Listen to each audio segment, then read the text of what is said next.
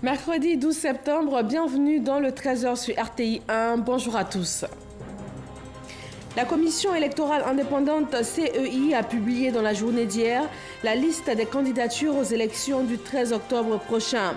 Sur les 899 candidatures analysées pour les municipales, 684 ont été retenues avec 22 391 candidats. 15 000 kits scolaires offerts aux élèves de Côte d'Ivoire par la Fondation Children of Africa. Sa présidente, la première dame ivoirienne, a procédé à l'ouverture de la nouvelle école primaire du quartier Mikao qui porte son nom dans la commune de Yopougon. L'école Dominique Ouattara a reçu 500 kits scolaires. Le Forum mondial des télécommunications s'est ouvert ce lundi à Durban, en Afrique du Sud.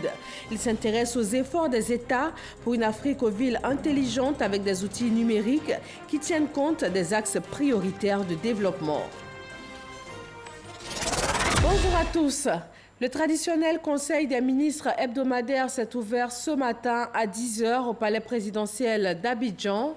Vous en aurez un point complet dans nos prochaines éditions.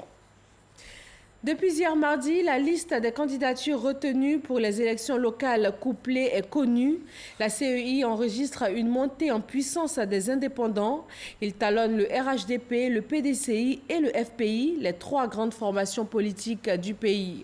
On compte 684 prétendants au municipal et 88 au régional. Michel Digré.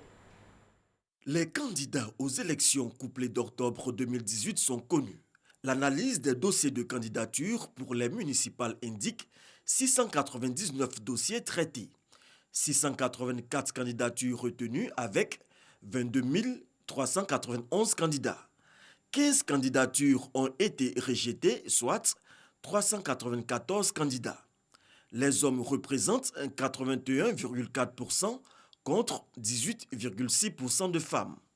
Les indépendants arrivent en tête des partis ou groupements politiques représentés avec 389 candidatures. Arrive ensuite le RHDP, 176 candidatures, le PDCI-RDA, 104 candidatures, le FPI, 12 candidatures, l'UDR, 2 candidatures, le RPC, 1 candidature. Pour les régionales, 89 candidatures ont été analysées avec 3 959 candidats. Seulement une candidature a été rejetée avec 44 candidats. L'on dénombre 86,54% d'hommes et 13,46% de femmes. Les partis ou groupements politiques représentés sont le RHDP avec 26 candidatures, le FPI avec 2 candidatures, les indépendants comptent 41 candidatures, le PDCI-RDA 17 candidatures. 2 candidatures sont parrainées à la fois par le PDCI-RDA et le RHDP. Les candidats sont en lice pour 31 régions et 201 communes.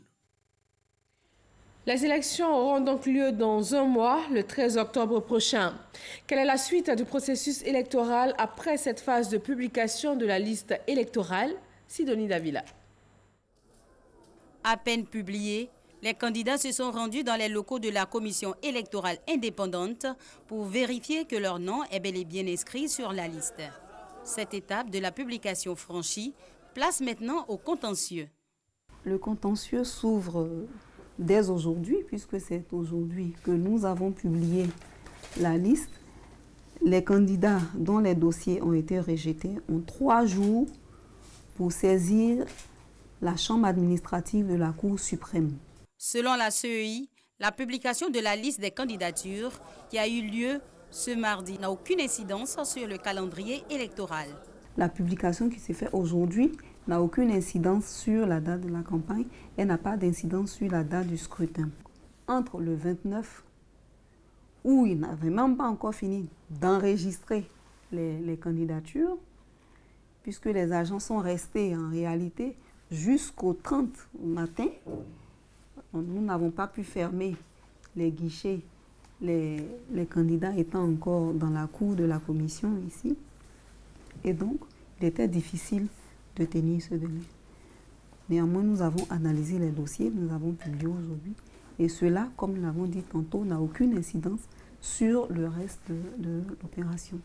Lorsque la date de la campagne sera fixée par décret, les candidats battront campagne et ensuite nous enchaînerons avec les opérations électorales à proprement parler. La liste des candidatures est affichée dans les locaux de la CEI, mais également disponible sur le site de la Commission électorale indépendante. Nous sommes dans la semaine de la rentrée des classes 2018-2019. La Fondation Children of Africa offre pour cette année 15 000 kits scolaires aux élèves de Côte d'Ivoire pour une valeur de 108 millions de francs CFA.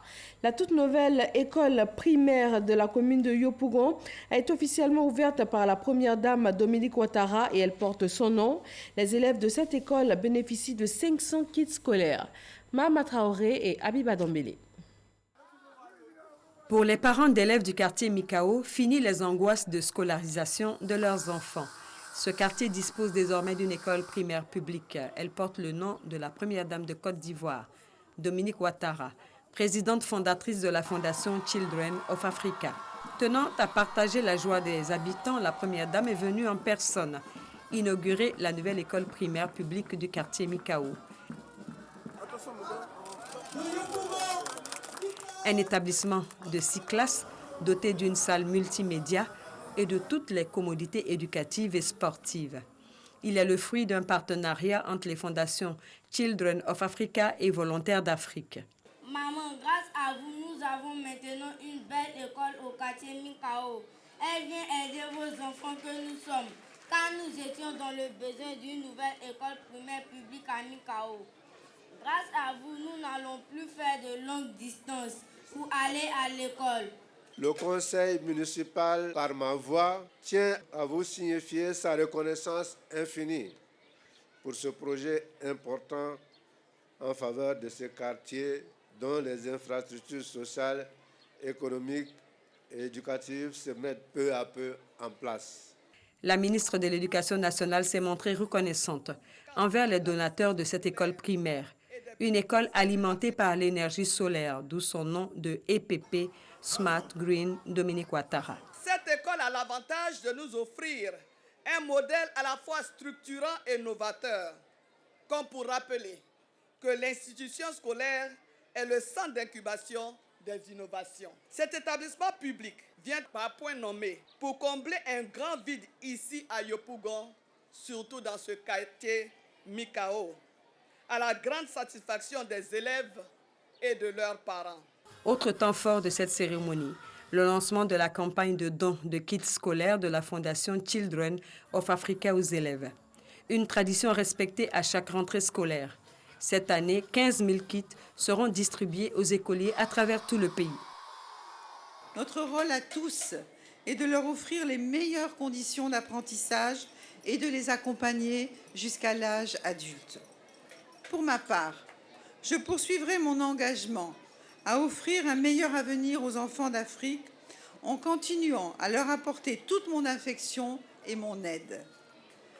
Car c'est ensemble, main dans la main, que nous parviendrons à faire d'eux les leaders de demain. Je vous encourage donc à poursuivre les efforts et les sacrifices que vous consentez déjà pour le bien-être de nos enfants.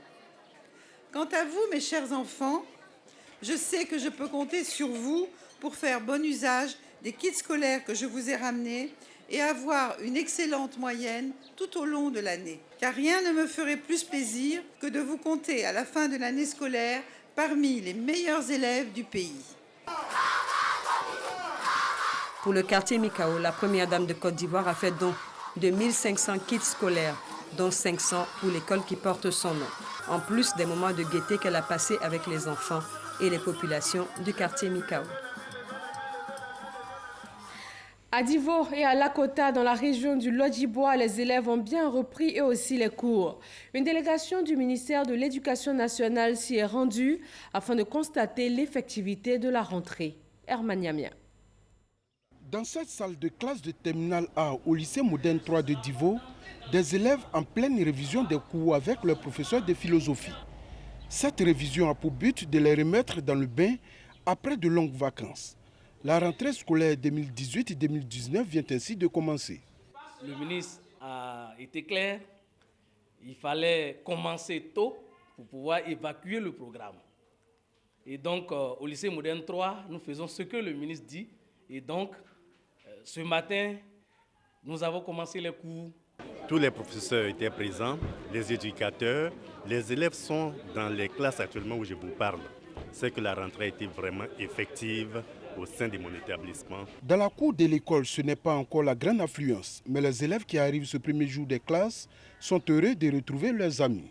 Je suis contente de revenir à l'école aujourd'hui. Moi-même, j'avais hâte de revenir à l'école. Mes professeurs me moquaient, les hétéros me moquaient, tout ce qui se passe en classe me moquait. Après les vacances, il faut revenir à la rentrée pour pouvoir mieux se cultiver et améliorer ses connaissances, quoi. Parce que aller à l'école, c'est un bon fait. Pour s'assurer de l'effectivité du démarrage des cours dans les différents établissements scolaires du pays, des équipes du ministère de l'Éducation nationale, de l'enseignement technique et de la formation professionnelle sont sur le terrain pour faire le constat. C'est ainsi que le chef du cabinet du ministre de l'Éducation nationale est dans la région du Lot-Guibois. Abdoulaye Kouyaté a visité successivement à Divo, le lycée moderne 3 de Divo, le cours secondaire Guibois et le groupe scolaire Château. Dans ces différents établissements, l'heure est à la révision.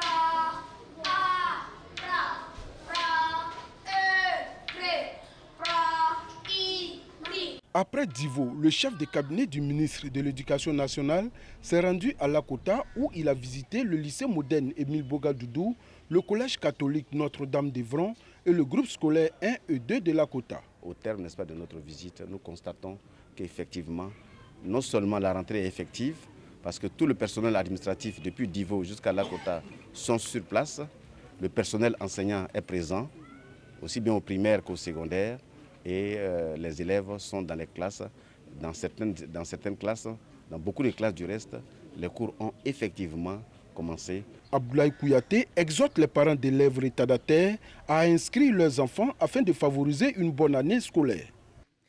Le Forum mondial des télécommunications s'est ouvert ce lundi à Durban, en Afrique du Sud.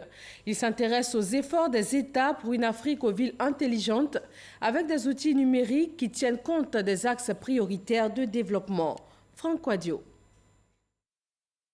Le Forum mondial des télécommunications UTI, édition 2018, est ouvert à Durban, en Afrique du Sud.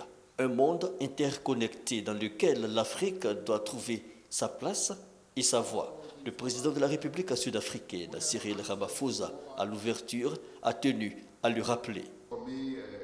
Il nous appartient de savoir que le digital apporte des réponses aux questions actuelles de développement. Ce ne sont pas les élites qui vont réduire et combler la fracture numérique. La 4e révolution reposera sur l'effort de tous. Le défi aujourd'hui est de réussir la révolution numérique, la 4e, dit-on, en impliquant la femme, la jeunesse et les PME. Et cela ne peut réussir que par la mise en synergie des actions des différents gouvernements. La délégation ivoirienne présente à ce rendez-vous mondial du digital a participé avant la cérémonie solennelle à plusieurs rencontres, notamment celle entre les ministres membres de l'Alliance Smart Africa et le comité de pilotage. La technologie est plus simple et avoir une sorte de marché unique, intelligent moins cher, un roaming pratiquement identique pour tout le monde. Donc ce programme-là, qui est une alliance, se penche sur des thématiques et prend une décision. Donc hier, nous avions pour mission de nous prononcer un peu sur les résultats des différentes études qui ont été faites avec nos collaborateurs. Donc il s'agissait pour nous de pouvoir valider certaines décisions, propositions qui ont été faites, mais aussi discuter aussi des options à prendre. Rendez-vous de l'innovation, le forum de Durban a aussi permis au ministre Claude Isaac, chef de délégation, de rencontrer les dirigeants de l'International des télécommunications. Et nous en profiter en tant que nouveau ministre en charge des numériques pour rencontrer tous les acteurs du secteur, donc, mais aussi pour échanger avec eux sur les problématiques. En profiter aussi pour pouvoir parler de notre candidature au Conseil de l'UIT. Vous vous souvenez, nous avions lancé de façon officielle avec une affaire étrangère la campagne pour la candidature de la Côte d'Ivoire au Conseil de l'UIT.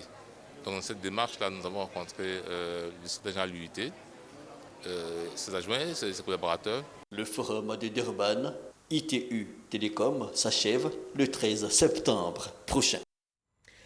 Le développement des villes africaines passe aussi par la fluidité du trafic routier. Pour la capitale économique ivoirienne, le projet d'intégration port-ville d'Abidjan a été identifié comme une solution pour la transformation sociale et économique du Grand Abidjan. La Banque mondiale débloque 170 milliards de francs CFA pour ce projet qui va permettre de circuler dans la zone portuaire, facilitant le trafic de transformation et de transit pour une agglomération dont les activités reposent en grande partie sur le port. Adama Koné. La Côte d'Ivoire peut se présenter au guichet de la Banque mondiale pour une opération portant sur un montant de 170 milliards de francs CFA. L'accord de financement a été signé entre les deux parties ce lundi à Abidjan. L'argent doit servir au projet d'intégration port-ville du Grand Abidjan. Les investissements proposés dans le cadre de ce projet auront un impact transformationnel sur l'agglomération du Grand Abidjan et permettant d'améliorer la gestion urbaine, l'efficacité logistique. Le projet sera mis en œuvre essentiellement à Abidjan sur une période de 7 ans, avec possible les populations de l'agglomération du Grand Abidjan qui bénéficieront de l'amélioration des infrastructures, de la mobilité urbaine et des services municipaux, et aussi la population cible étant aussi le secteur privé. La Banque mondiale n'est pas la seule à mettre la main à la poche pour le désengorgement de la zone portuaire et le développement de la mobilité de l'agglomération du Grand Abidjan. Le projet d'intégration port-ville du Grand Abidjan, inscrit au plan national de développement 2016-2019, bénéficie d'un financement conjoint de l'État de Côte d'Ivoire, de la Banque mondiale et du secteur privé. Au total, la fluidité du trafic dans les 19 municipalités que couvre le Grand Abidjan mobilisera 217 milliards de francs CFA. Pour la Banque mondiale, c'est un projet vital pour la capitale économique. Pour réaliser ces objectifs ambitieux, je compte sur le professionnalisme des équipes, mais aussi sur la diligence habituelle du gouvernement pour verser les fonds du compte-partie dans le délai convenu. Le gouvernement ivoirien se veut rassurant sur la question. Je voudrais vous rassurer que le gouvernement ivoirien non seulement donnera sa contrepartie financière à bonne date, mais vous rassure qu'il mettra tout en œuvre pour une utilisation efficace et transparente, comme il en est de coutume, l'utilisation transparente des ressources affectées donc à ce projet. Le crédit octroyé par la Banque mondiale a une maturité de 28 ans. Seulement, le remboursement ne débutera que dans 12 ans. Dans le domaine agricole, la Côte d'Ivoire et le Ghana, les deux premiers producteurs de cacao dans le monde, régionalisent la lutte contre le swollen shoot, maladie qui affecte le cacaoyer. 400 000 hectares sont concernés par l'arrachage des plants infectés, le seul remède connu à ce jour. L'arrachage a démarré à Manzanois, première région productrice du cacao, Dani Bilekro. Noël Niagno. La maladie swollen shoot. Vous avez dit swollen shoot, la maladie du cacaoyer. Contrairement aux autres maladies des cacaoyers, elle ne peut être contrôlée avec les insecticides et les pesticides. Elle est au cacaoyer ce que le sida est aux humains, sans aucun remède chimique. Un mal hissé au rang du désastre national au niveau des deux pays, le Ghana et la Côte d'Ivoire, constat du directeur général du Cocoa Board du Ghana. Comme les tsunamis, les volcans, les tremblements de terre qui arrivent dans d'autres pays, personnellement, je vois cette maladie comme un désastre national qui est en train de s'attaquer à nos deux pays.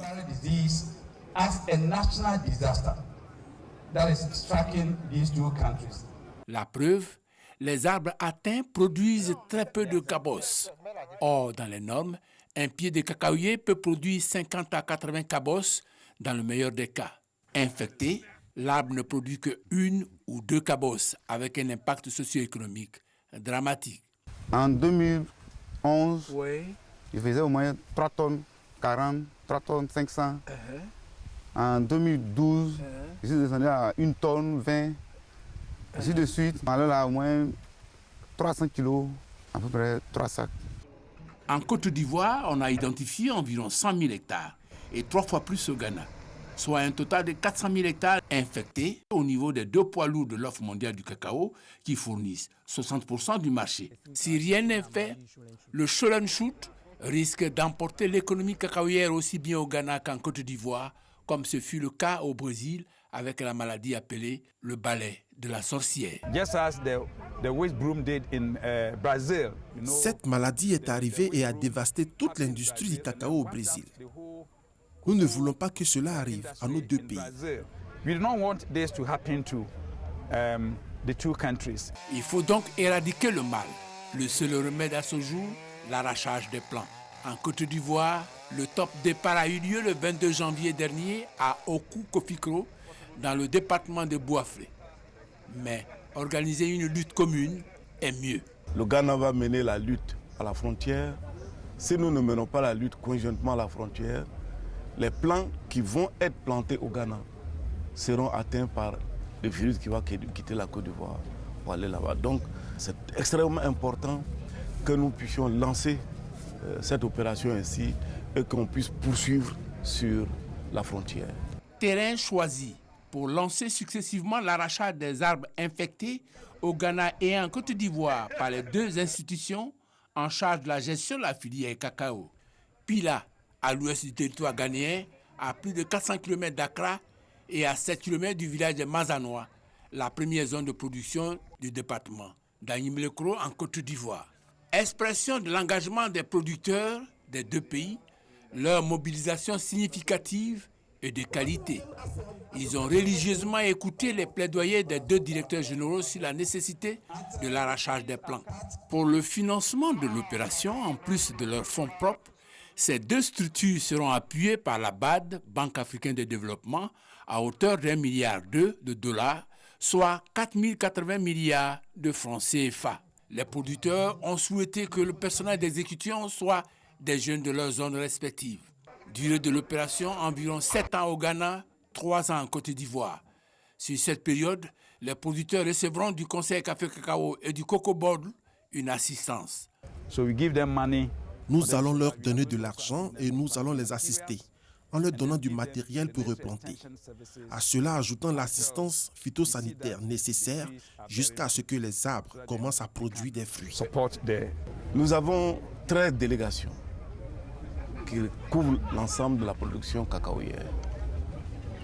Et dans chaque délégation, la lutte est organisée autour de chaque délégation. Et les jeunes sont recrutés dans chaque délégation. Et c'est les jeunes de la région qui sont chargés de découper les arbres et de les empoisonner. Conclusion, le Ghana et la Côte d'Ivoire, main dans la main, ont décidé de se coaliser pour éradiquer un mal commun, la maladie du Sholen Shoot, un appendice qui préfigure de la viabilité de la déclaration d'Abidjan du 28 mars 2018 suite à la rencontre Alassane Ouattara à Kufuor-Addo, avec pour objectif majeur freiner les yo-yo du marché mondial. Les occupants illégaux de la forêt classée du village de Doka, dans le département de Tabo, ont été expulsés par la police.